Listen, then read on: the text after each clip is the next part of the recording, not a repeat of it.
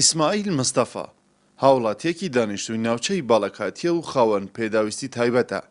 ئیسماعیل مستەفا لە کاتی سەرقاڵبوونی بەکارکردنەوە بۆ دابینکردنی بژێوی ژیانی خۆی و خانەوادەکەی لە سنوورەکانی ڕۆژهەڵاتی کوردستان لە ناکاوپەی دەکەوێتە سەر مینێک و بەو هۆیەوە هەردوو قاچەکانی لەدەست دەدات.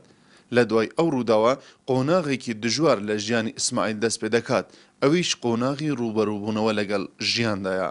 بە خودای ئێستا ژیانی خۆ بە وەزیر نادەم.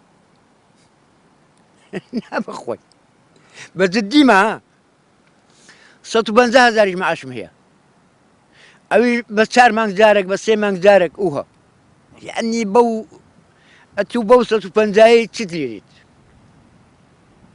ئەتی چێن دەری تەلەبەم هەیە ئەستە مەکتەبێ با 1 تەلەبەی ناکات.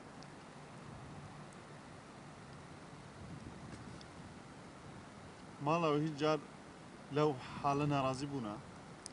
زۆر جار هەر گوتم سەبر و هەبی، ئەگەر سەبرت هەبوو هەلوای لە پەسیرەی دروستەکەی. ئەو ئێستا لە گوندی ڕەشەکەڵی باڵەکاتی ژیان بەسەر دەبات.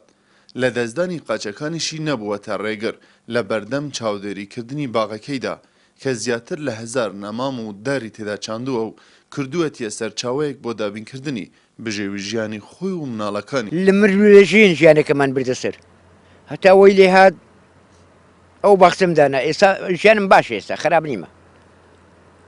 ئەم باشە چۆن چاند لە تاوی خۆم هیچ کەسێکی نەبوو هاوکاری بکات. پڕبای ئەو ملکەی بچابم و ملکەم هەبوو، پڕبای ملکەکەی بووم دامنە لە نەماموشتیەوە لە هەنار و لە هەنجیر و لە خۆخ و وردە لە سزادەی فرۆشتم.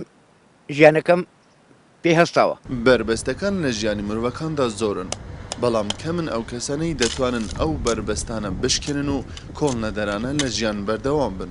زۆر جار مرۆڤەکان کاتێک ئەندامێکی جەستەیان لەدەسەدەن بێ هیوا ئەبن لە ژیانکردن.